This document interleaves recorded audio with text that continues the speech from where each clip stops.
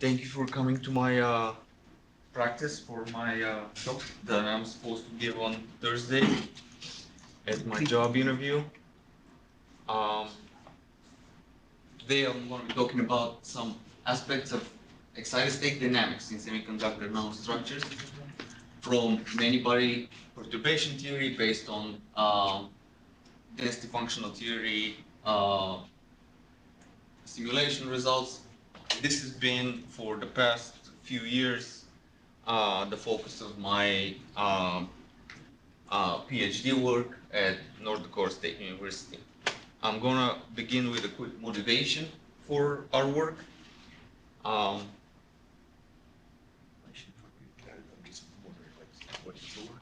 Like what's the audience? And then I'm gonna introduce some of the excited state properties that we are interested in. Okay.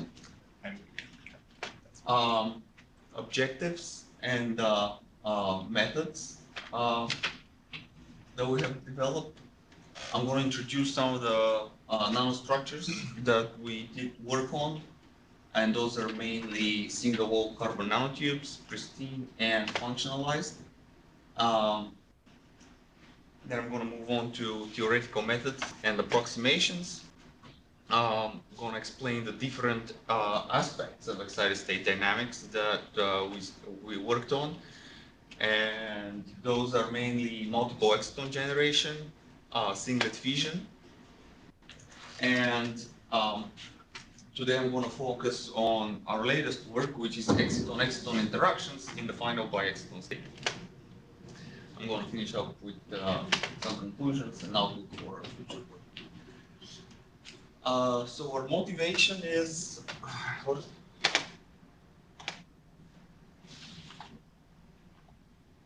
I get this to disappear?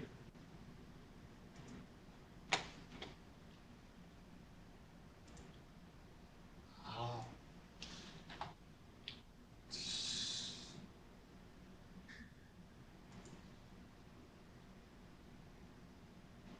Okay. There. Okay, so our main goal ultimately is to increase the photon to electron conversion in photovoltaic devices.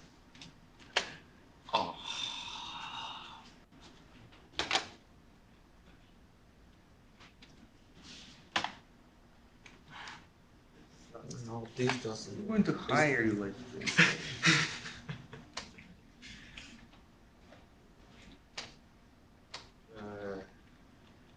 No, this is. Okay, so I'm not very. Can you just download it to the desktop quick and open it up with like Adobe or something?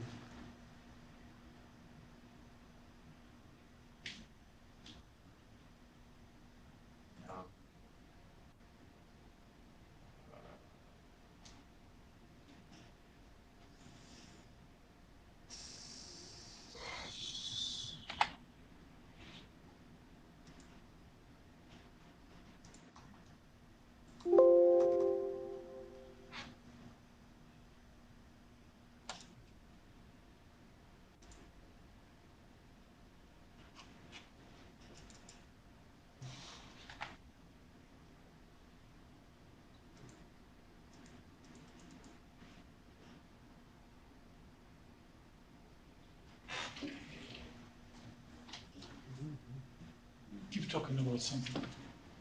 Yeah, that was a story.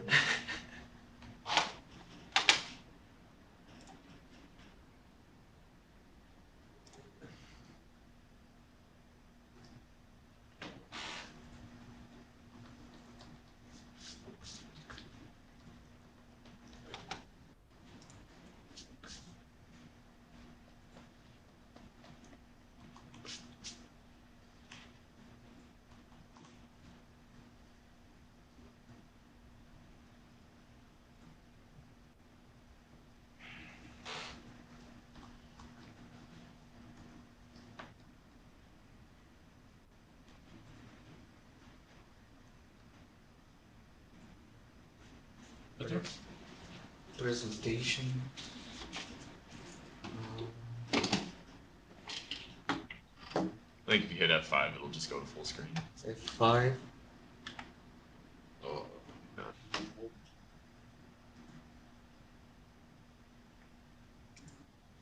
Control L.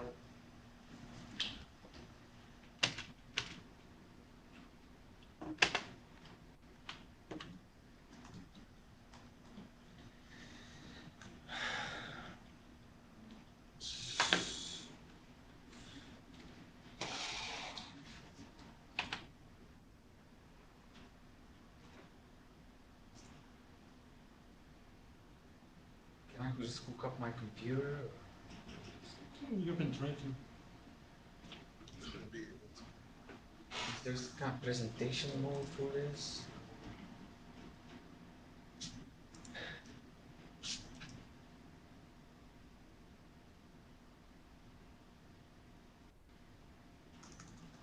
There's nothing. Wait, you want to make it a full screen? Yeah. Try hitting the arrow on the right hand side. Will that help?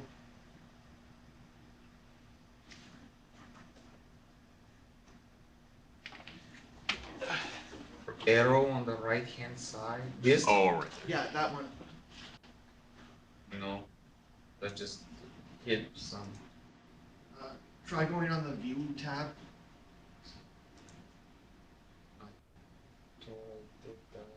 Read mode. Yeah, Full try. screen. There's full screen mode, but it's for some reason disabled. I'll try read mode, I guess. I tried that. Oh. It's cutting off.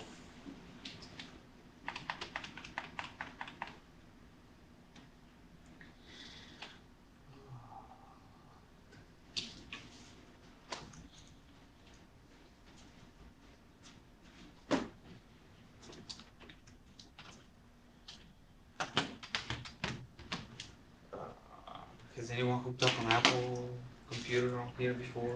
What's the best? Oh shit, I don't have Where's mine. the- That. Try is to the keep computer? trying this.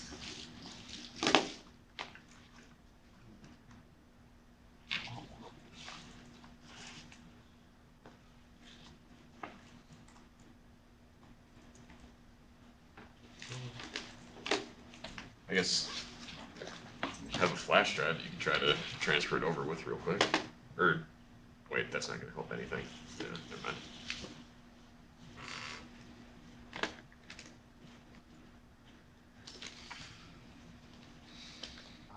I don't know. I'm out of options. What was the? I mean, read mode on Adobe should at least be tolerable. I think you just got to use like left and right to click it forward and back. Okay, how about this? It's just. We'll That's just. good. Yeah. Okay. This looks like it works. Only we have to see the tabs, but. Okay, where were?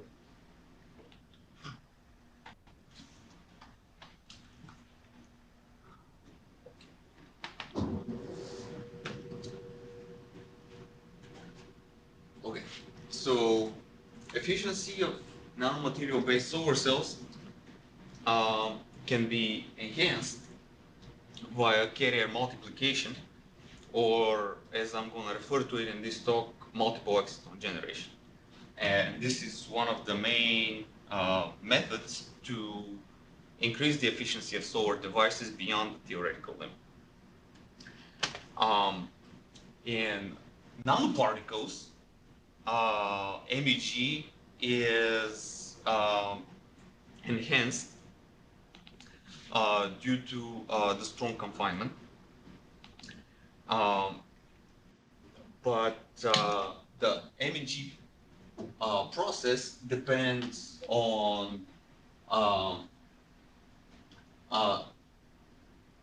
competition with other relaxation channels, such as direct Auger recombination and phonon relaxation. So those all need to be taken into account. In chiral single wall carbon nanotubes, MEG is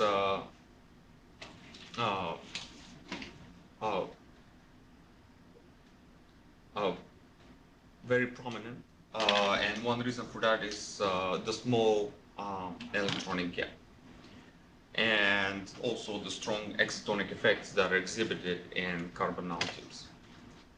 And the excitonic effect so strong. Excitonic effects are generally strong in one-dimensional or quasi-one-dimensional systems, because screening effects are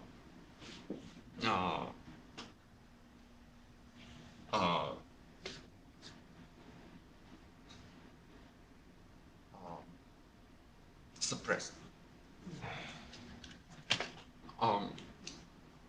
Recent experimental work on lead selenide quantum dots in this case has shown that MEG could indeed lead to efficiency in nanomaterial-based devices of over 100%.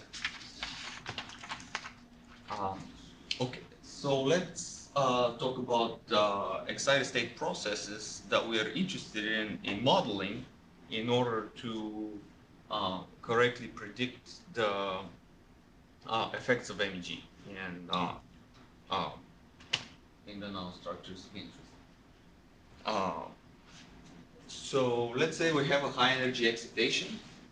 High energy photon excites from the this is dusting.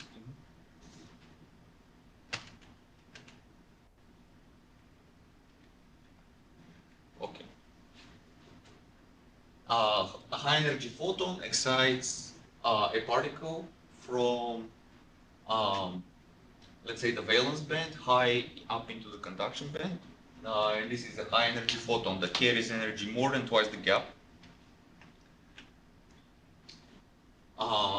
The subsequent process that can occur is either carrier multiplication, where this extra energy that this electron possesses is used to create another electron hole pair or another exciton or another charge carrier, which is a favorable process in photovoltaic devices because it increases the current. So this is what I'm going to refer to as MEG. Today, two excitons from one highly energetic photon.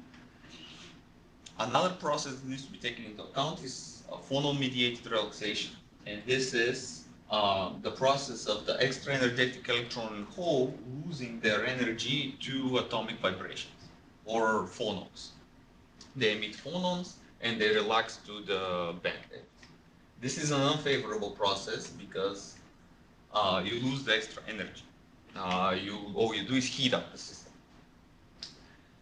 So we need a comprehensive study for MEG, MEG recombination, phonon-mediated relaxation, energy transfer, and so on and so forth. Those are all other processes that I'm not going to cover today. Today I'm going to mostly focus on MEG.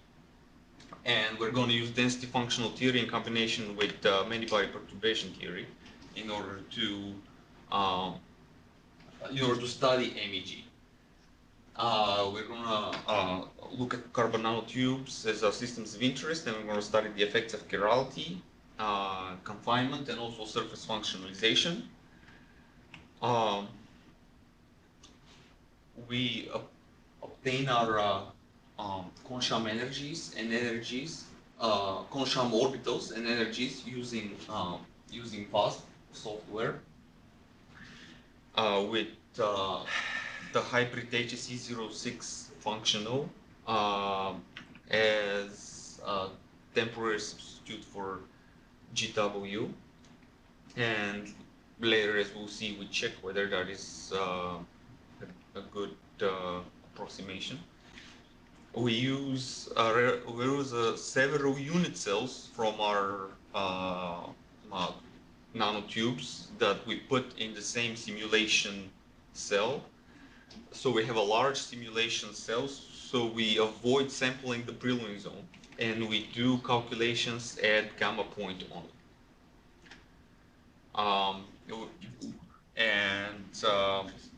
the main contribution to the main part of my work is including the Pettis-Salpeter equation and the MEG rates calculation in order to include excitonic effect. So what are my objectives? I want to calculate Work for real, Ex- Dan. Hmm? Objectives of my thesis work. That No. should not be in the Well, job it's not talk. there. It's not there. There. My objectives are calculating the rates of exciton to biexciton and also the inverse process of of a biexciton recombining into a single exciton. Then I will study the process of singlet fission, where one singlet exciton decays into two triplet excitons. Not one, two, that will be remedied later.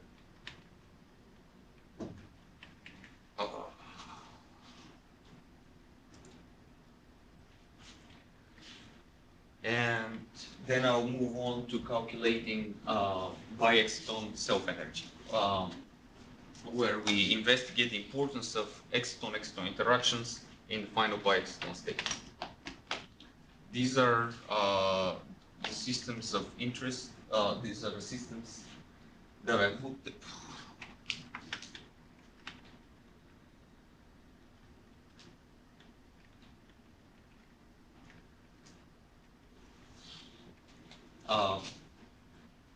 Three different chiral carbon nanotubes, 6,2, 6,5, and 10,5. And this is functionalized carbon nanotube where two chlorine atoms have been attached to the surface. So we'll study the effects of functionalization. We use density functional theory to obtain our single particle energies, if you will, or our Kohn-Sham. We use the Kohn-Sham orbitals from density functional theory and Kohn-Sham energies as a basis in which we perform many body perturbation theory calculations. It's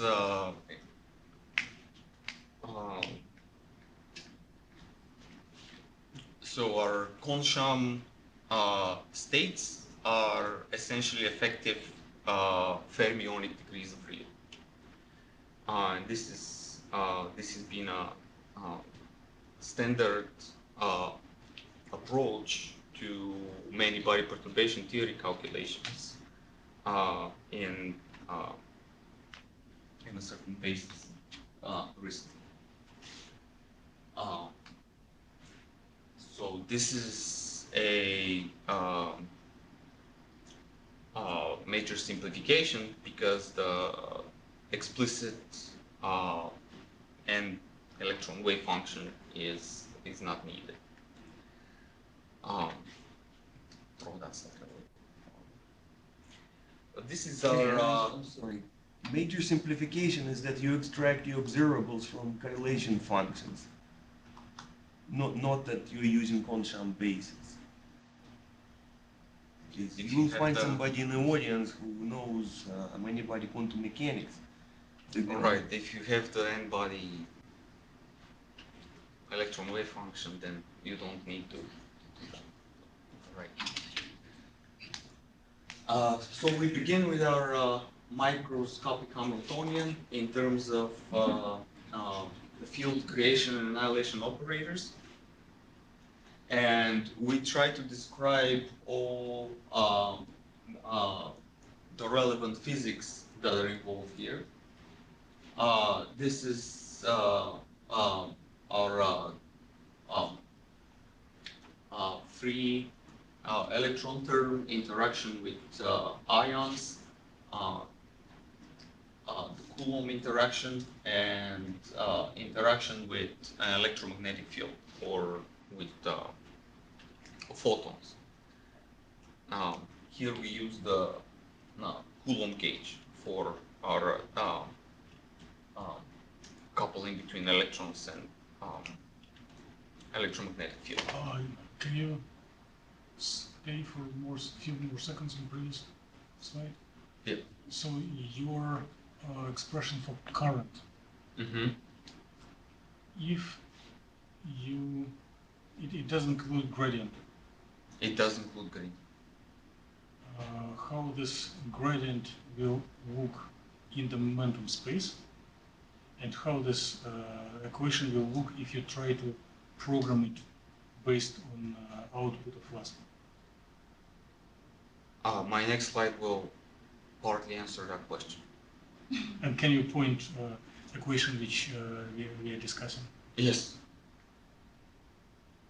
We're discussing this question. Deyan, while you are interrupted, strictly speaking, this is not complete expression for the current. There is also a term that is proportional to field A, right? You aware of that? Yes, it is. Well, add dot dot dot or something, or at least say that this is only with paramagnetic piece of the current operator.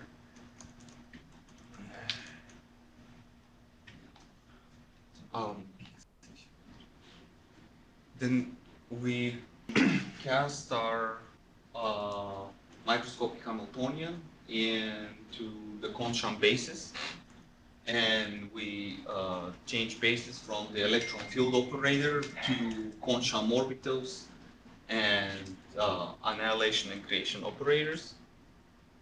So our Hamiltonian takes the following form. So in perturbation theory, we treat all the possible interactions as perturbation to the free Hamiltonian, to the non-interacting. So when you, to answer the question, this is what the current looks like in the basis of Kohn-Sham orbitals. And when you convert it into momentum space, was your question, to what happens to the gradient?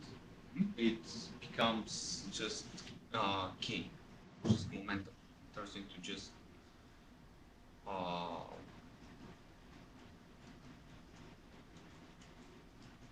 the value of moment. Does that answer your question? Mm-hmm. And if you remove summation in the expression for current, it will be partial contributions between each pair of orbitals.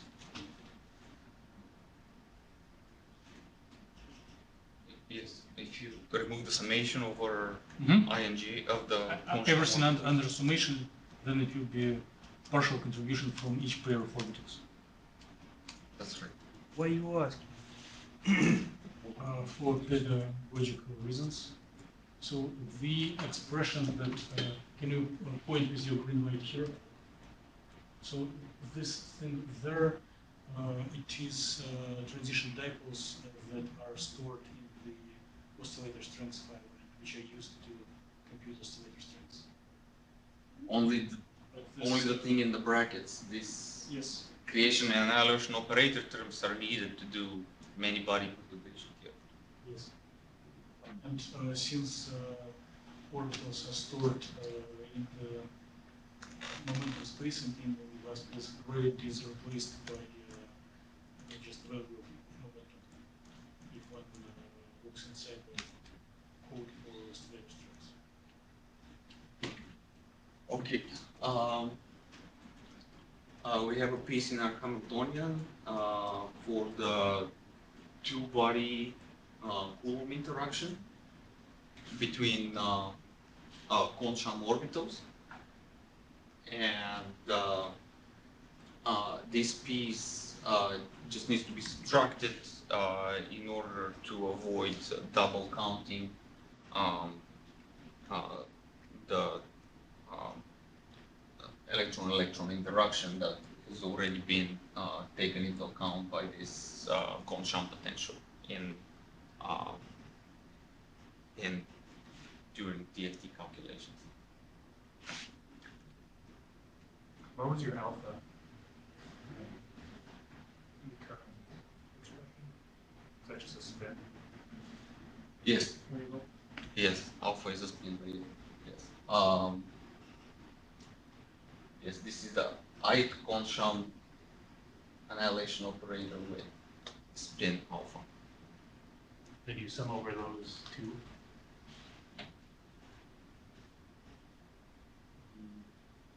No, depends on what you want to study.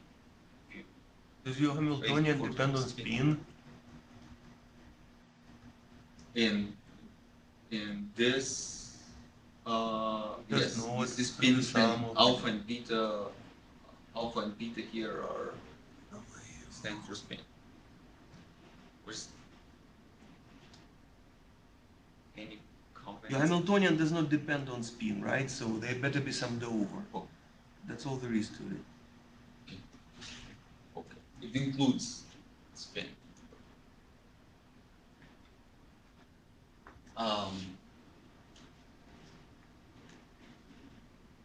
So, in order to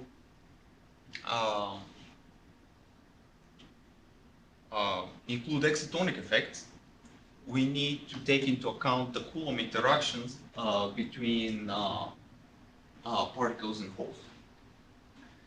In order to do that, we calculate corrections to the bare particle-hole propagator.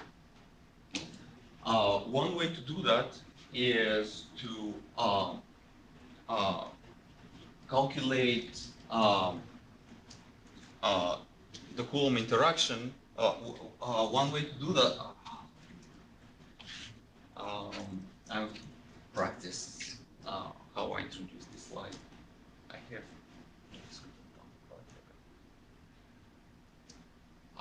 Just tell what is the meaning of line. Yeah, tell This us the is- story.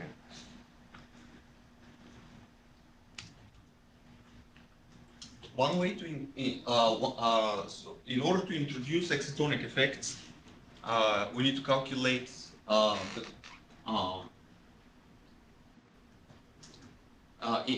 in order to introduce excitonic effects with perturbative techniques, we need to include the Coulomb interaction between electrons and holes to as many orders as we can. Deyan, Yeah. would it be right or wrong to say that number of vertical lines in your diagram agrees with the order of your correction? Like one line, Yes, one yes. correction, two lines, two corrections. Okay.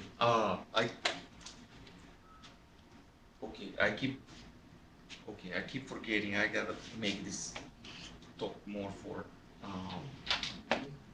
more General audience. less chat.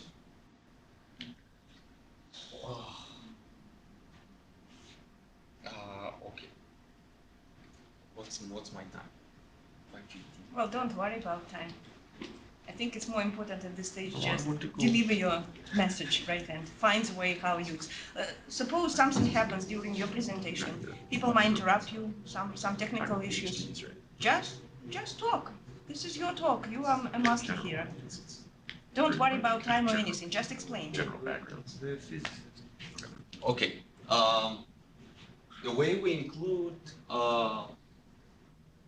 excitonic effects is we start with the bare electron hole propagator and we dress it with by adding the Coulomb interaction between the electron and the hole to infinitely many orders.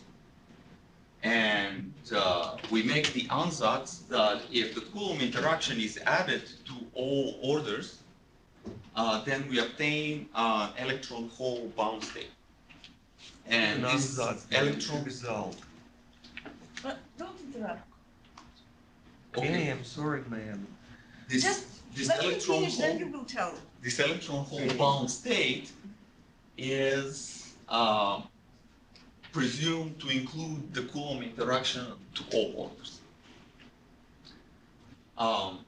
So this introduces extra pieces in our Hamiltonian, one that describes the electron-exciton coupling, and one that describes free excitons. From this piece in our Hamiltonian, we can obtain what's known as the Ventus-Salpeter equation, which is a standard approach in treating excitonic effects. And the way that the Ventus-Salpeter equation is derived is you start with the electron-exciton coupling term, which already includes all Coulomb interactions by definition, and you add one more Coulomb interaction, which means that you're changing nothing to it because they're all already included. And there are two ways that this can be done. So one obtains two terms on the right-hand side of this equation. One is known as the Coulomb term, the other one is known as the direct term. And the direct term includes all the screening. The Coulomb term, as you all probably know, is not screened. And this is these are the expressions for the Coulomb term and the direct term in terms of Kohn-Sham orbitals. So these raw EHs here, which we refer to as transitional densities, are constructed from Kohn-Sham orbitals from density function node theory alpha. Can you stay for a few seconds? So why do you have k squared in the denominator? Because in momentum space, the Coulomb interaction goes like 1 over k squared. So Fourier transform from position space into momentum space, one obtains 1 over k, one obtains k squared in the denominator. And I probably missed, because I came a little bit later, but why actually you need to represent this in a k space? It's more natural probably to put it in an x space, xyz space, in coordinate space. Well, we use periodic boundary conditions for our calculations, and so we solve our Kohn-Sham equations in VASP, which are solved in k space. So we take our Kohn-Sham orbitals in k space from VASP, and we don't bother Fourier transforming it back into position space and So doing this is everything just in because position space. this is just because of the software which you use. There are no any benefits of doing this. You just want to save time on Fourier transforms. We want to save time on Fourier transforms, and I believe our calculations, our expressions are easier to calculate in k space than in position space. See, you have this k equals 0 is excluded, right? Yes. It's easier to do in the k space. Why is it easier? How does it deal with k zeros? So what? It is a very long story. But it's very Yes. well, I mean, it's possible question, right? Okay. People might ask, like, do you have any reason for using K except just software? And if you really believe that this is something I believe that our that expression. is technically important, right? I'm not sure about conceptually, but technically. Then, again, Well, if it's a phi of x, how would you exclude k equals 0 mode? but if I put in x, y, z, y, there would be K mode. Everything will be in X space. But well, it so happens that you need to exclude k equals 0 mode. And it's much easier to do if everything is in k space. That's one reason, aside from that, WASP spits it out in k space. But if I will have software calculating in plane waves, not in plane waves, but in a local basis, then everything can be done in X, Y, Z. Then there is no story about K naught. In principle, yes, but you need to worry additionally about excluding the k equals 0 mode. So k equals 0 mode is a space average, right? Integral over space. What? You told not to interrupt. Right? You interrupt. No, but he finished. No. He finished this slide at least. Yes. Yes. Or Like at that. least this, like, I haven't thought about it other than we use fast, but everything is in K space. So I don't know how. people you're going to, they know about FFT and such. For them, that's no reason.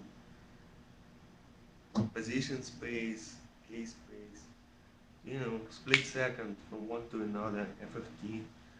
But it takes time if you do really computations, right? So why to do extra effort on this? Well, if you were doing things in position space, it would be extra effort if you use fast. As far as deriving the expressions in position space and seeing how much Well, easier everything I think will you be also then. probably can then justify that it's not just because you write it for the software. Mhm. You're probably interested in semiconducting nanostructures, right?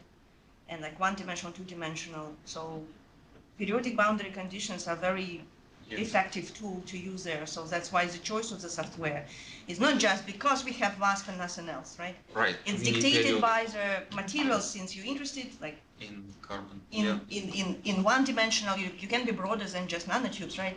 But you're interested in the nanostructures, like one-dimensional, two-dimensional, low-dimensional nanostructure, something like that, right? Yeah. And again, because it's semiconductors with a crystalline structure, periodic boundary conditions is very efficient solution, and then getting to K-space is a natural thing to go. Yes. And that's actually why you choose WASP as software, because it was specifically designed for the semiconducting materials, right? Yes. And that's why you're deriving these tools in a K-space. If it would be for molecules, I doubt that WASP is a good choice. Or actually, you will have any benefits to doing this procedure in a K-space, right? So we're trying to do quantum dots and So I think you need to think about not only, from the point of view of deriving methodology, Mhm. but really you apply, like you're not just deriving the universal thing for everything, right, for the universe. You probably really design your software focused on a specific, like not one or two types of materials, but some class of materials, right? Yes. And Yeah. I don't can be just- shy to really highlight it, Yes. because then people understand that you understand not only kind of deriving things, but you understand the systems, the models which you are working on, right? That you're really an expert in this field. Yeah. Cool. Yeah. Why we use WASP? I can justify. Yeah.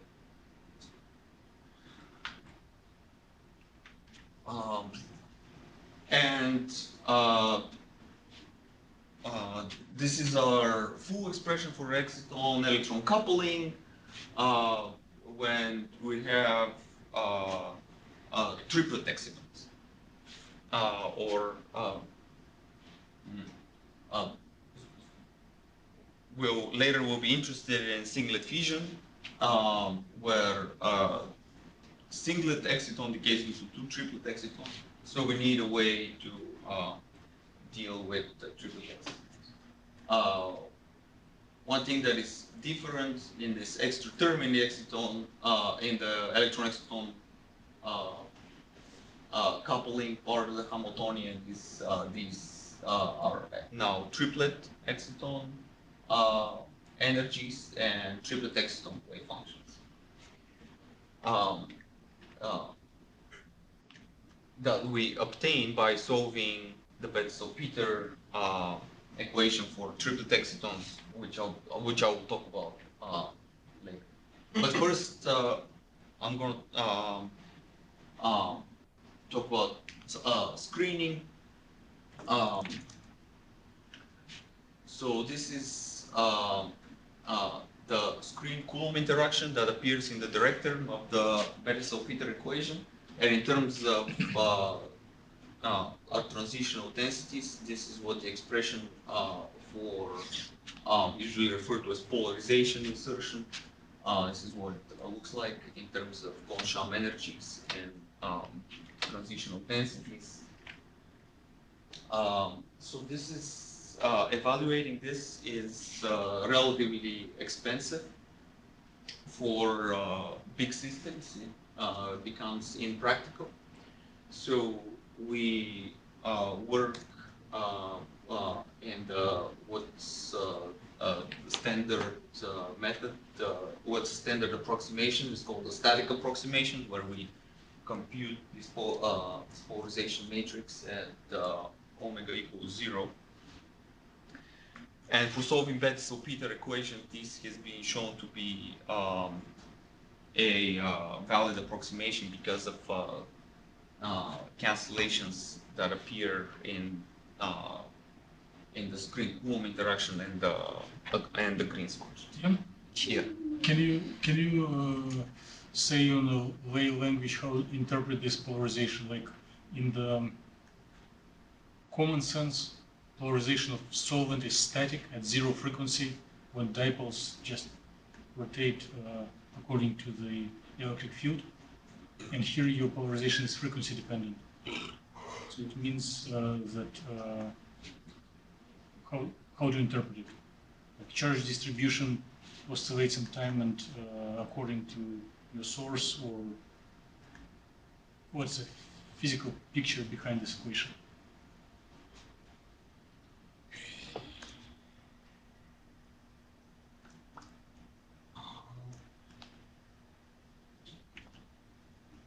Yes, so technically one needs to calculate polarization at different frequencies.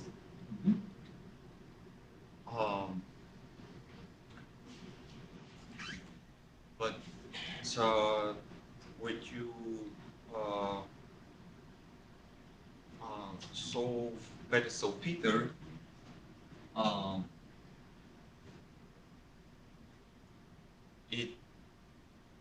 it is too expensive not too expensive, but well, it can be done, but it is much more difficult to solve the dynamical Betzel-Peter equation. So therefore, one has to make this static approximation for the screen Coulomb interaction in order to solve the Betzel-Peter equation in the form that I showed it earlier. Otherwise, the Betzel-Peter equation takes a whole different form, and it's much more difficult to deal with. But this approximation has been shown to be valid because of cancellations that appear once you write it all out in terms of the in terms of full omega. So since you have it on your slide, it says okay, static approximation okay for Betzel-Peter and not suitable for MEG. Either remove it or talk about it. Yes, later for MEG rates, we will make an attempt to go beyond the static approximation, and that will be introduced. So you suggest to not use it here, but use it later for the results, right? I don't know. My rule is anything you put on your slides, either talk about it, be prepared to explain, or not put it at all. It looks like it's more like a result, right? This is your observation that this approximation not very good for multi-exciton, right? Or this is what Well, was known it's- from the beginning.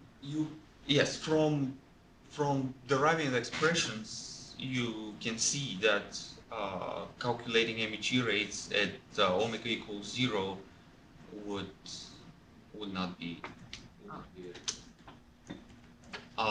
I haven't looked into detail, but when you derive the expressions for Betzel-Peter equation beyond the static approximation, then there it somehow becomes obvious that when you set omega equal to 0, it's not that much of a approximation because of cancellations that appear. I'm not prepared to talk about this in detail. Then, if I may, a lot of people would disagree with that statement. So I suggest you just say, it's kind of okayish. A lot of people do static approximation for Betzel-Peter. We do it for simplicity. I'm confused. Your goal is to calculate MEG, and now you're saying the static approximation doesn't work. It means that you don't really use it, right? Since it doesn't work. Then why are you really talking about it? The static approximation is used for solving Betzel-Peter, Fine. which is one step in our calculations. Oh, okay, fine. Yeah, which we then, need to do before we can calculate MEG rates. And in our calculations for Then- MEG rates, we perfect. Then make instead an of attempt. trying to make a contradiction between this and that, as Mhm. Andre already mentioned, that some people might really disagree or have different opinion, right? And you Mhm. don't want to really create a discussion on the middle of your presentation, right? Because then you probably, then everything will go on not under your control. Yeah, that's So I try So to put. probably just put your, really thinking that you really say, as our first step, we need to get the Betzel-Salpeter to solve Betzel-Salpeter equation. As a very common approximation, we use static approximation for this. However, our goal is go beyond just this, but go to the carrier multiplication. And for this, we need to do extra steps or extra whatever. Extra something. calculations. Extra for MEG. calculations to really do MEG. So we need to go beyond the static approximation, right? That's it. Then there's no contradiction and people understand very clearly, oh, okay, he's doing this, he's doing that, fine. I see. So at this point, it's hard to tell whether Betzel-Peter and MEG are separate calculation, and you. Yeah, you put it as a contradiction. Like this works for this, but doesn't work for this. But instead of this, I if you see. use it as an intermediate step to get your final destiny, Oh. put it as step 1, step 2, or something like this. Again, I recognize all of this. I mean, then instead of, approximations to screening. So this is what we would like to evaluate, but it's technically very challenging. So first thing we do static approximation. Mhm. The reason I wrote this, so it turns out to be okay for Betzel-Peter, but not so good for MEG. We will try to rectify that. Next approximation, inversion of the matrix. And then But with Betzel-Salpeter approximation, you already can get some physical observables, such as absorption spectra, for example, right? So it's not just it's good for this equation. You can get valuable observables which can be compared to compared to the experimental results or something. So you can also mention. So again, and be aware that there is community that believe that even for Betzel-Peter, static approximation is not very good. It's very difficult to go beyond static approximation for Betzel-Peter. So would it be accurate to say that, you just basically leave everything as is, but instead of saying okay for Betzel-Salpeter and not suitable for MEG rates, could you just say okay, or used for Betzel-Salpeter, not used for MEG? I mean, To would go that be beyond kind of what- would that be an Not- accurate way to not sort of as- sidestep the whole confusion, I guess? For the most part, we also use static approximation for MEG as well, because Okay. it's technically very challenging. Yeah. But don't you do dynamical approximation for your? But like, you just Yeah, come right out and say for you use it for one- this, not For for one this. system, well, for two systems. But I thought that this is your main, that's why I'm saying, like, it sounds like it's a main conclusion from when you're applying this to different systems. Majority of systems shows not very good agreement with experiment if you stay with the static approximation for energy. It's only one system. And that's why you have to go beyond it. And you have done one system, but technically you can do probably more than one. Why, I can do many. So yeah, on a slide number Wait. 12 and From static. from 33. Yes, then you need to radically speed up, so. You have 1 minute per slide. Another approximation that we make is what we refer to as the uniform medium approximation, which is where we set k equals, or set p equals to negative k, or in other words, we retain only the diagonal matrix, the diagonal elements of our polarization matrix. So this would be valid for uniform systems where the Coulomb interaction depends on the difference on the distance between x and x prime. So carbon nanotubes, pristine carbon nanotubes, are more or less uniform systems. So this would be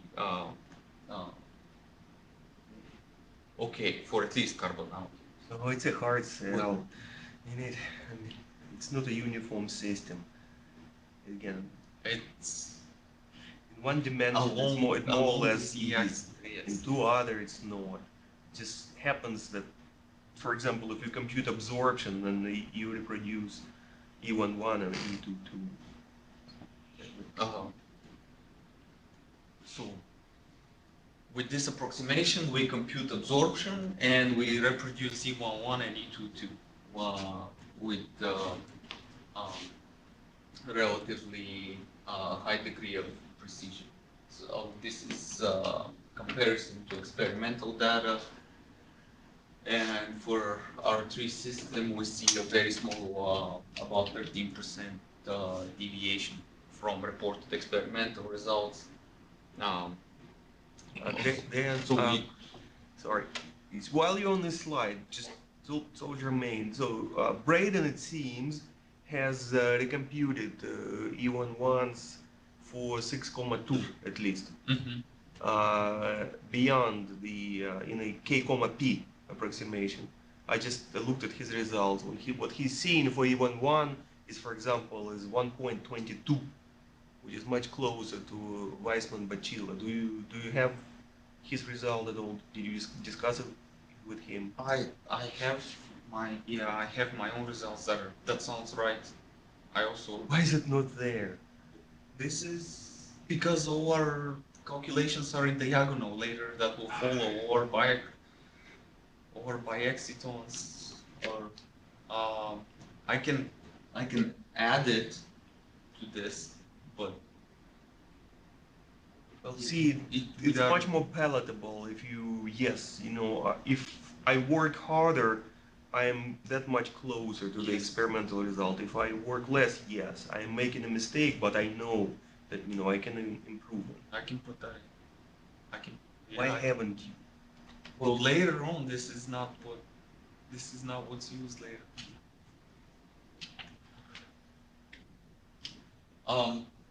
So this is a Feynman diagram for the MEG process. Here, one electron decays via the Coulomb interaction into an extra electron-hole pair. So this Feynman diagram, which is in the independent particle Hall approximation, needs to be rectified in order to include excitons. So the way we do that is we dress every non-interacting particle Hall line that we see in this diagram with all possible all possible Coulomb interactions, or which is what we saw earlier, is the way we incorporate excitonic effects. And if we do that to all orders, you end up with a diagram that looks something like this. Electron hole, an exciton wave function is coupled to an electron hole pair that interacts to Coulomb interaction with another electron hole pair. And the result is two excitons are created from one extra energetic exciton. So the next thing one needs to do is to find all Feynman diagrams that contribute to this process of one exciton to two excitons. So these are the two diagrams that we find. And we compute rates. What's that vertical line in the middle? Is this part of a Feynman diagram? Or what is it? The vertical line represents the final state of your rates of a single exciton to two excitons. How's that? It's just a line that goes from up to down. What's the final state? Where's the final state? The final state is everything that this line crosses. In this case, it's two excitons. So this is how rates are calculated. You find the Feynman diagram that you're interested in, and you cut it in half, and whatever you cut is in your final state. Is it possible In the to final put, expression, yeah. time axis on this diagram? It is, Hmm? yes. So you There go from left to right or right to left? it's left to right, usually.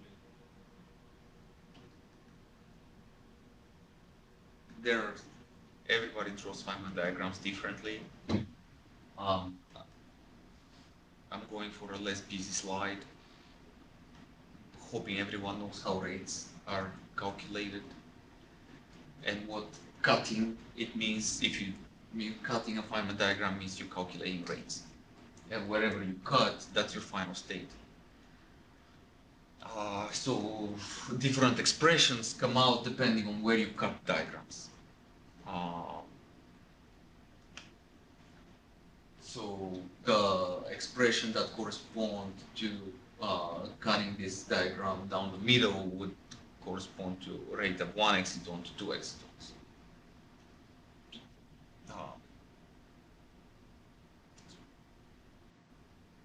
So that can be a question I can answer if someone asks later what that line represents. So this diagram, what is its contribution to which object? To MEG, to which process you mean? No. To which like object? What do you compute using all your Feynman diagrams and all that? Exciton To which- propagated, right? Oh, okay, yes, exciton propagator.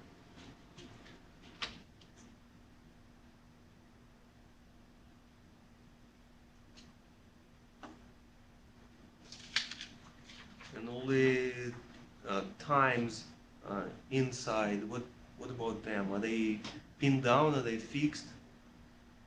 So say you compute exciton propagator correlation function from like time 0 to time t, right? So those are pinned down, those are fixed. Those are pinned down, yes. What about the times in the middle? Those are integrated over.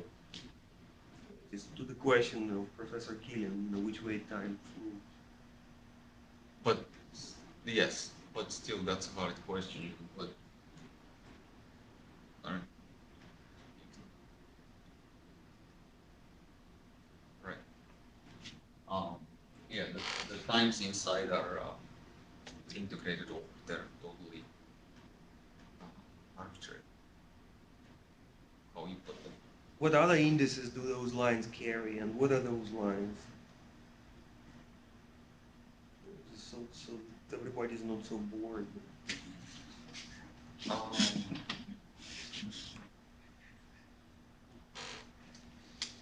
Um, which lines exactly are you referring to? No, I was trying to stay awake.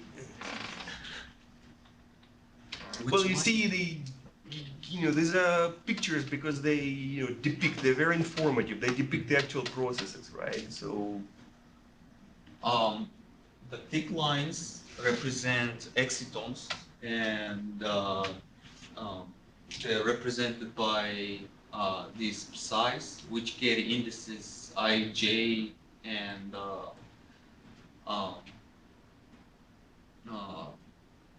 alpha, beta, or gamma, which alpha, beta, and gamma represent which exciton it is, and I and J label its particle hole content. The lines with arrows represent quantum orbitals, and the wavy line represent Coulomb interaction between electrons and holes.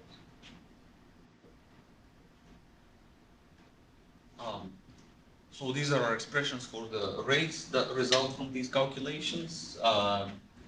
You can recognize the Fermi-Golden rule structure of these expressions. They contain the screen Coulomb interaction evaluated on some representative omega, not which is not zero, but is carefully chosen, so that we can slightly improve on our static approximation, which we now go beyond in our MEG rate calculations. Does this answer? sorry to interrupt, but as Professor Killian said, if you had infinite resources, you would compute what? As far as dynamical screening is concerned, right? As far as dynamical screening is concerned, you would compute this screen Coulomb interaction on omega gamma. This would be omega gamma in here. So rate depending on omega gamma. So for every omega gamma that, for every exciton, which this exciton is omega gamma. Is that evident from the expressions? Because there is energy, or here, yes, energy conserving delta function. Omega gamma minus omega alpha minus omega beta means omega alpha and omega beta are the intermediate excitons. Or should I put labels on the diagram to show that? That's So if we were to, if we had infinite, or if we had the computational resources, we'd be evaluating this expression on omega gamma. Now it's on evaluated on omega alpha, which is some doped.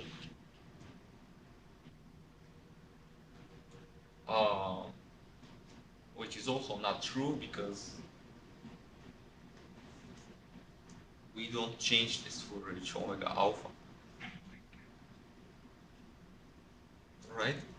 This is I not. don't know, I'm lost. Okay, Dan, let's go to next slide. This omega alpha should have. This omega should not be omega alpha, it should be this omega with maybe a line above.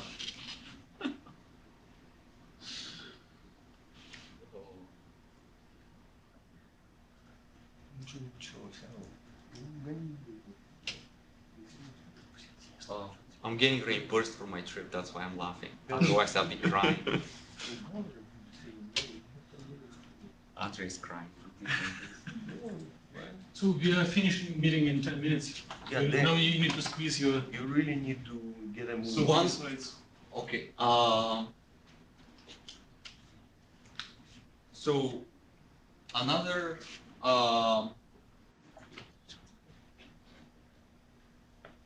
another process that we looked at is singlet fission, which is known to be a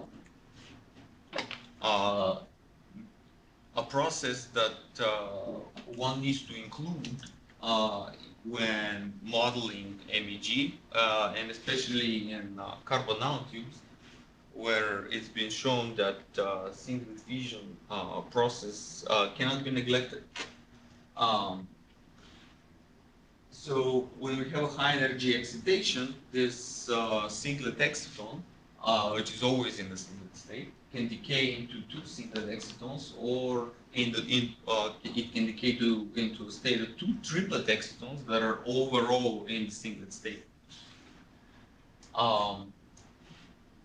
When considering this process, only one of the Feynman diagrams that we showed earlier survives, and it's this one is what we refer to as the exchange channel.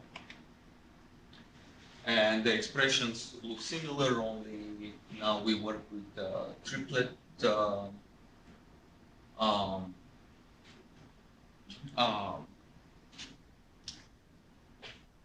exciton energy and triplet exciton wave function, which we obtain by solving the Bethe-Salpeter equation for the triplet excitons. So these are relatively smaller calculations because there are diagrams that are not included. So these are our results for the MEG rates in our three systems. So by looking at the density of states, you can see that the bi-exciton density of states are redshifted, which is to be expected as the triplet exciton triplet excitons lie in lower energies. And on the right-hand side are all the diagrams for the MEG rates, including singlet to triplet decays, which are the blue lines, and we find that there are a significant contribution to the MEG channel. Note here that the blue lines might be a little exaggerated because of a simplified treatment of screening, well, when solving Bethe-Salpeter equation, which is the term which is the only term that survives when we do Bethe-Salpeter for triplet excitons. So we then calculated the effect of doping the carbon nanotube with the chlorine atom attached to it, and we see that the singlet to triplet rate in the system is enhanced even more. So we concluded that functionalization with chlorine in carbon nanotubes has a significant effect on at least the singlet fission relaxation chain.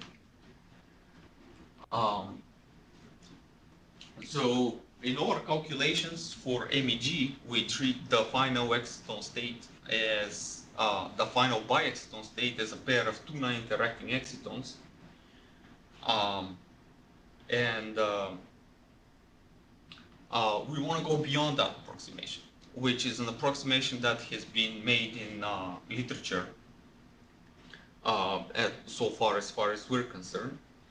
And why this is important is because exciton-exciton interactions are expected to have dipole-dipole behavior, or if they're attractive, then we will with a lower threshold for ABG, which would be favorable for creating extra charge carriers. As we have a lower bi-exciton gap. So with our methods, we can systematically include all the interactions necessary in order to study exciton-exciton interactions, which are electron-hole interactions, electron-electron, and hole-hole interactions.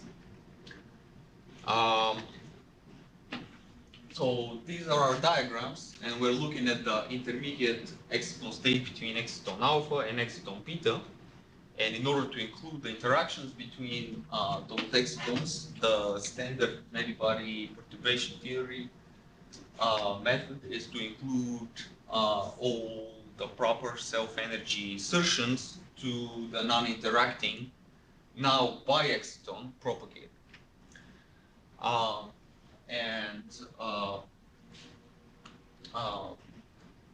Once all those insertions have been calculated and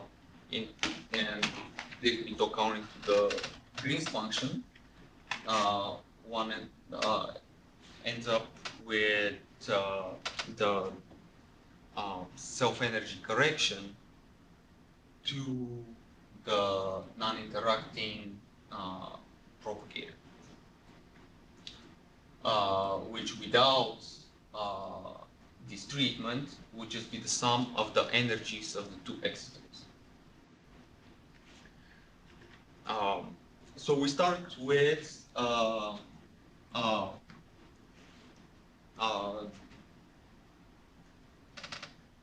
adding the Coulomb interaction between the two excitons. So what is, for example, the simplest Feynman diagram that we can come up with? We decouple the excitons into electron-hole pairs, and we add the Coulomb interaction between them. So this is one diagram that arises from including the Coulomb interaction to first order.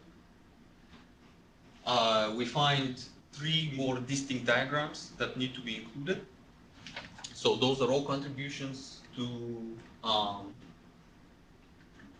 the interaction to first order. The expressions look something like this. One ends up with this Coulomb interactions between functional orbitals I, J, K, and L, and these theta functions tell you whether you're dealing with a particle or a hole. So this is this equation includes all interactions between electron holes, which are attractive, electrons, and hole holes. And that's why this method is so powerful in dealing with these type of interactions. Because everything is included. Sorry, I should have shown that beforehand.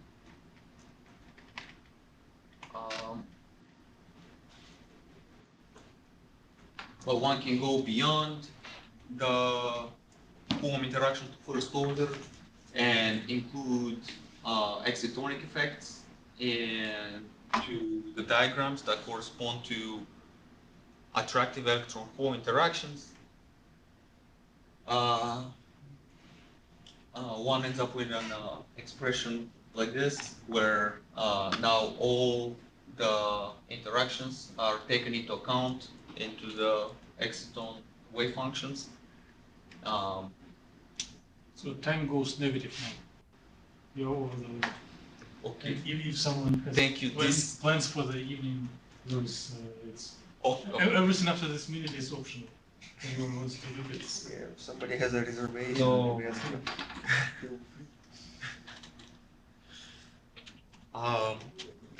I have a. We're done. No, Go yours on. conclusions, fine. Keep Yeah, going. show us conclusions. Don't leave without conclusions. If something terrible happens, skip to the conclusions. Okay, so there are contributions to the repulsive electron-electron hole interactions. Those will be explained. This is our results. Dan, I'm sorry, isn't the major point of your activities that those can be resummed? Why are you not emphasizing that? There's the resummation of the. Well, why am I not hearing the word? I just went over it. I didn't realize that was a big deal personally. It was just kind of another equation that showed up, and it's like, okay. Well, it is. Well, Okay, time is negative, Dan, so just when it matters, remember to emphasize it. right. So these are the results for our bi-exciton energies in terms of density of states. These are our plots. A major concern here is whether our bi-exciton binding energies are so low because we neglect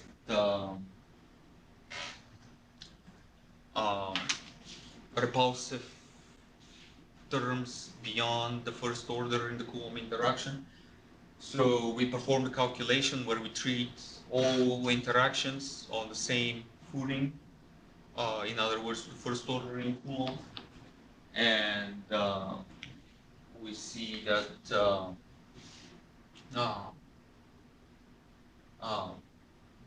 bi-exciton binding energies are still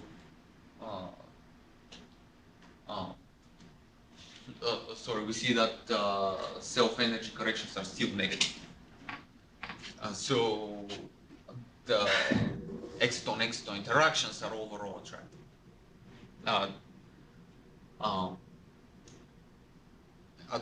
Or the attractive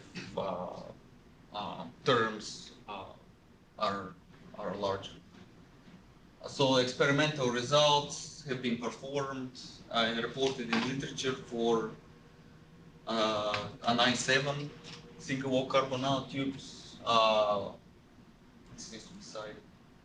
which is in the same 2n plus m family as the 10,5 carbon nanotube that we look at, and the reported energy is quite a bit higher than what we see.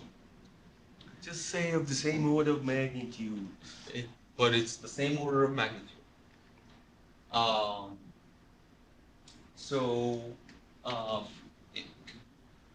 It's like what we can do to obtain more accurate results from a quantitative point of view is include excitonic effects, and to the second intermediate particle Hall pair, which is now Dan, you only really need treated to as show me intermediate. here. You're losing even me, and Consider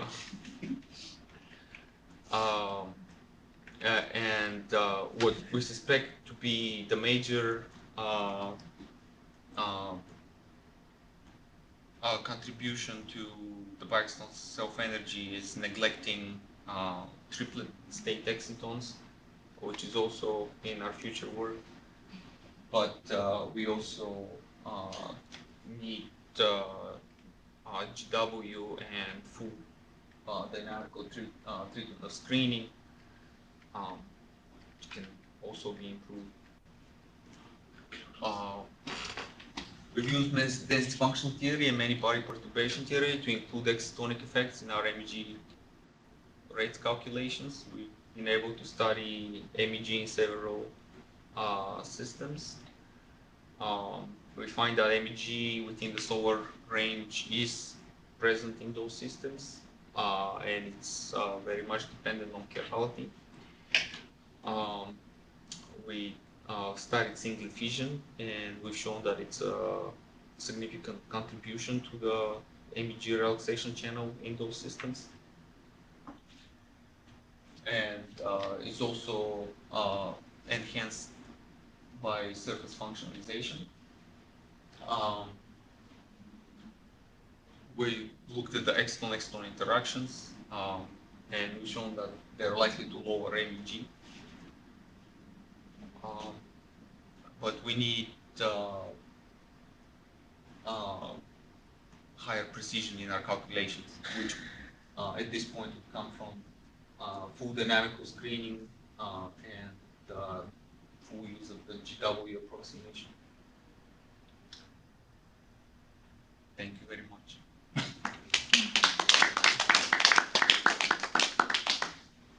I have a different. I know it's too late and everything. I mean, you have 3 published papers. One of them is a letter.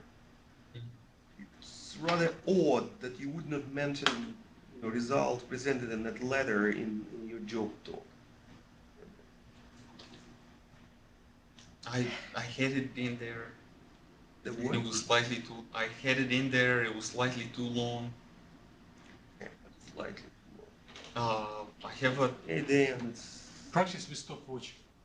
I It's critically needed. I have a different. Well, it's not different. It's. Do you I do you prepared have my those talk results for at the least moment. in backup slides? I mean, do you have those slides? If somebody, oh, I looked at your CV, it seems you have a letter, so what's with that? Did you do any work there? Yes, we you did. see- We used the Boltzmann transport equation to calculate time evolution of occupation numbers. Well, it's too late to say it now, everybody wants to go home. But And then, in the time that remains, I have a bunch of comments, I'll send it to You're you reading them? privately. Yes. Well, let's thank Deyan once again. thank you very much for your help. Interview. Is it tomorrow? You flying tomorrow? I'll find tomorrow.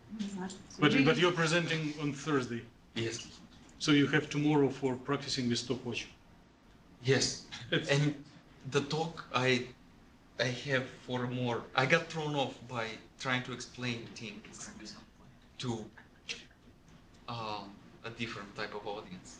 I'm plan to be much more technical and avoid a lot of explanations to.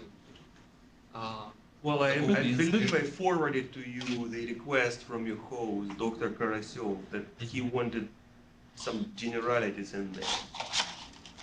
I mean, include this, test tubes with different colors of, what's his name, of quantum dots with different sizes. It's kind of the basic thing that everybody who speaks about nanomaterials should show, the structure-property relationship. Okay. I'll send you the slide. I will send you even the picture. But then you're killing me. Advisor. I would also suggest somewhere in the beginning, maybe since you talk about multi-carrier over carrier multiplication, MEG, whatever you call it, right? Maybe schematically represented. The scheme. And when you talk about the single fission, it's also, you can show somewhere in the beginning that this is your main focus, right? You kind of mentioned it when I came, you were talking about imaging something. So instead of just having the words, show the illustration, people will immediately understand what you are talking about, and you not spending a lot of time on explanation of these processes, right? And like